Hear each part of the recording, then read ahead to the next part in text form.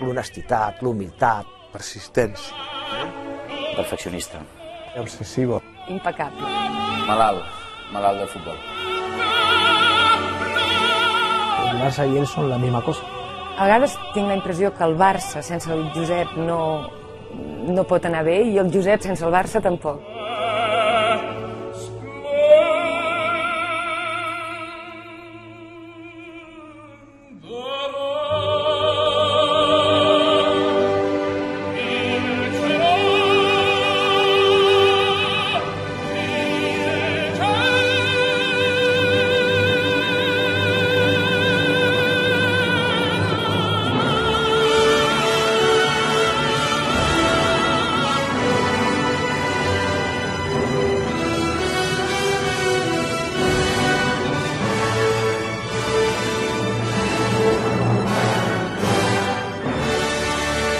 La figura del Pep cautiva.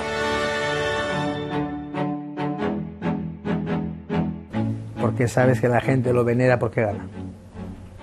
No por lo que él realmente es. Y yo lo venero por lo que es.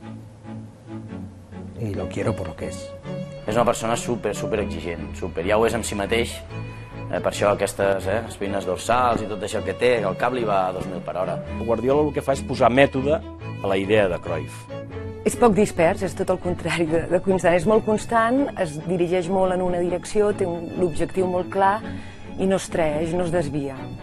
Él sempre va 2 o 3 jugades per davant de les persones. No, yo creo que el único secreto es que siempre intenta mejorar. Quizá lo mejor que ha hecho es poner un poco de orden y de disciplina, ¿no? Aquest ordre i disciplina que va imposar només arribar, jo penso que va ser la clau. Este és més culer que el palo a la bandera. T'ho don tot, però si el falles, el perds. El més important és cautivar la gent que tens al voltant, al costat, i ell ho fa.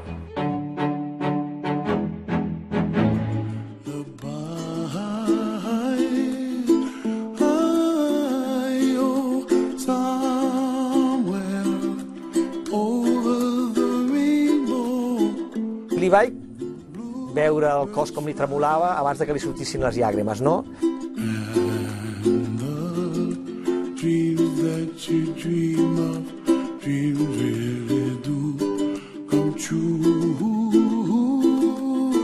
Jo quan vaig veure això em vaig emocionar molt, primer, perquè és molt fora, arriba molt. Primer que és tan transparent que tot ho fa al camp. I no té trampa, no té truco, ¿no? La victoria suele ser un sitio que genera muchas cruces de cables, ¿no? Una sensibilitat extrema. Es una persona muy emocional. I s'ho queda molt tot dintre, no? I a vegades plora, crida, fot un punyetazo a la paret, esfoga't. Nadie sabrá nunca, realmente, y yo creo que además él, que es muy reservado, nunca lo contará, ¿no? Exactamente qué era y qué passava per su cabeza en ese moment. Em hauria agradat que el Pep hagués tingut més temps, que hagués plorat encara més. Mereixia plorar encara més. Y esta también. La sexta. Todo lo que se podía ganar está ganado. El Pep és molt valent, És molt valent i ell volia això. El que no... I que no et menteixi ell també algun dia, si t'ho diu, és que s'ho imaginés tan ràpid. Era un repte, el nostre esforç, tot es va fer palès en aquell moment i, per tant, totes les emocions van esclatar en aquell moment. Sé que avui els meus pares estan molt feliços i això és el que em fa més feliç. Haver nascut en aquest poble, haver jugat al Barça i totes aquestes coses. És una persona que no li ha estat difícil la llàgrima, diguem. És una persona que quan toca emocionar-se s'emociona. Sí, però ho demostra poc. Està en un món que poder t'ho has d'amagar, perquè si no se't mengen viu. I l'hem vist que estava pràcticament nerviós i no sabia com en sortir-se, no? Ell torna a la seva plaça, torna al seu poble, torna a aquell ambient del que ell va renunciar, els seus pares van fer el sacrifici, i torna com una persona que la societat tribal del poble accepta com un triomfador, no? Tota l'emoció d'aquell moment era molt vinculada a la figura dels meus pares. A él y a mucha gente que conozco le hace más ilusión por el entorno, por los padres especialmente. La veritat és que és un tio fantàstic. A part de tot això que et dic, crec que és bona persona. Bueno, crec no, t'ho puc assegurar. Es una persona muy familiar, en ese sentido muy común, ¿no?, a las demás. El Pep és molt sincer, molt sensible. Cada vez que hablemos de sensibilidad de las personas, relacionado un poco con la inteligencia de las mismas. Entonces a mí Pep me parece un ser inteligente, por lo tanto sensible. Teníem tots la imatge del Guardiola a les rodes de premsa quan jugava al Barça. Avui hem fet un gran partit, tal i qual. O sigui, no veiem el Guardiola.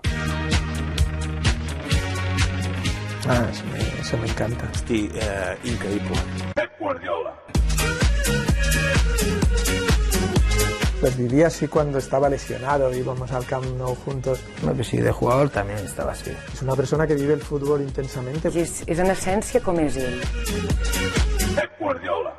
Lo vive de su forma. Ho viu molt i és normal. Com això té una contrapartida bona i una dolenta. Ho viu d'una forma tan passional que vol dir que es desgasta, no? Com es mou per la banqueta, cap aquí, cap allà. O sea, le estás viendo y dices, va a estallar. Que salga eso que lleva, que es deixi anar, que cridi, que s'enfadi. Pep Guardiola. Ha innovat d'alguna manera el futbol. Pep és futbol, eh? Jo no havia vist treballar un entrenador tan bèstia com aquest. Su cabeza està... Les claus del joc, ell les té aquí. Futbol i futbol i futbol i futbol. És com si fos un jugador més que està al camp. Si no el veiés ningú, estaria inclús més agressiu, no? És un personatge que desprèn moltíssima energia. Absolutament inherent a ell.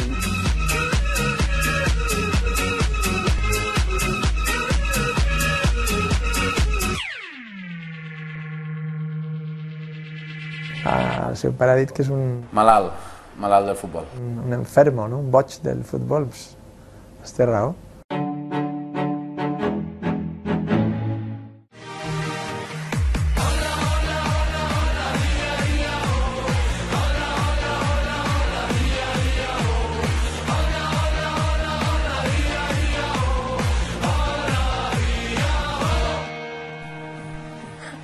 Genial, eh?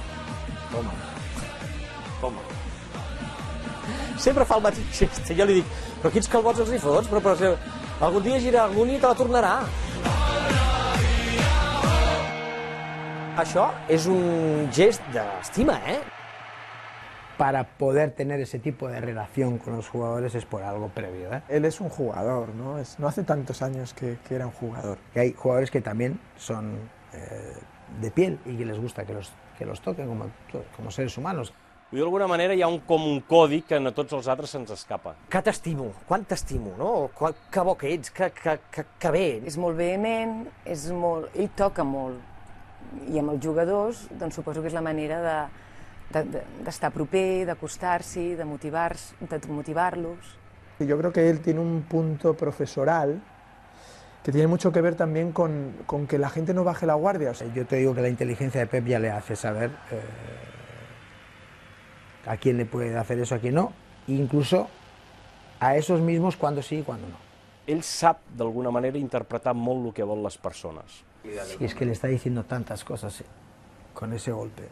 Y Carlos está entendiendo tantas cosas, Carles, a través de ese golpe. No sé las cosas que está entendiendo Carles a través de ese golpe. Va ser una decisió polèmica, però passa perquè ell va haver de prendre les decisions.